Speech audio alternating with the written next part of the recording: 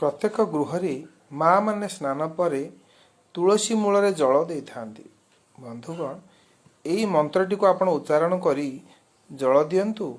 एथिरे माँ वृंदावती देवी प्रसन्न हेबे, गृह सुख समृद्धि वृद्धि हेबो।